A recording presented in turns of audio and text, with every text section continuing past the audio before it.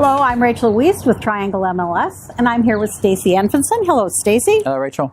And we're going to talk about the first quarter of 2017. We are. Oh, the year is flying by. It does. Okay, so, of course, the important question is what's happening with inventory? What's for sale? Right? Yes. That's the question on all practitioners' minds. Is it going up or is it going down? Yes. Remember, as we've talked consistently over the last few months, we have two metrics that we look at. One is point in time, and one is inventory added during a given period.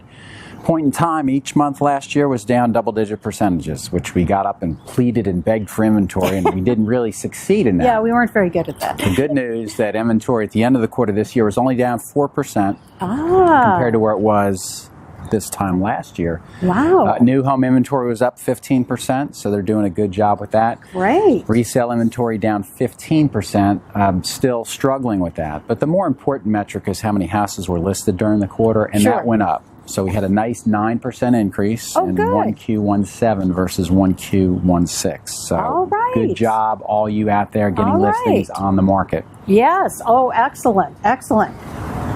So how about what went under contract? Well, all good metrics. 66% of the inventory went under contract during the month. That's been pretty strong. Well, that's for the first 3 months of this year. That metric's been about that level. It was up 2% compared to first quarter of last year, up 2% compared to March of last year, and up 28% compared to February. But remember, March is always better than February, so don't get too amazed by being up 28%. That's typically what we see. Right, right. But the seasonality again. Okay. Okay. How about closed sales? Closed sales up again 11%. So double-digit percentage increases, really strong. March closed sales were up 16% compared to March of 2016. But the whopping number, are you ready for a whopping number? Okay, sure. Okay, steady yourself. They're up 58% compared to February. 58%, really? yes. What were you doing in February? Was everybody selling but not closing? Selling, exactly. Good answer. Very good answer for us. So 58%, that's really, really strong. That is amazing. Yeah. My goodness, coming on with the spring season, very strong. Yep. Okay, so any impact on days on market? Just a little bit. We're below 50. 47 was the average. See what happens. I think we're kind of at the bottom. We're just going to be bouncing between the 40s and the low 50s for the rest of this year. That makes sense. All right. How about average price? Just nice, modest gains. Overall up 5%. Resale up 3%. In March, the overall was up 4% compared to March of a year ago, and resales were up 2% compared to March of a year ago. The first percentages I gave you were for first quarter of this year versus first quarter of last year. So nice, steady percentages. Nothing double digit, which really gets to be pretty scary when you're out there trying to price houses in such a market. So that's closer to historical norms, 2 to 3 to 4 to 5%. Okay, okay. So Stacy, some people have expressed some concern over the fact that house prices are rising and that maybe they're rising a little too quickly, and there's some concern that we might be at the beginning or starting to see the rise of a bubble. And I know that's a dirty word.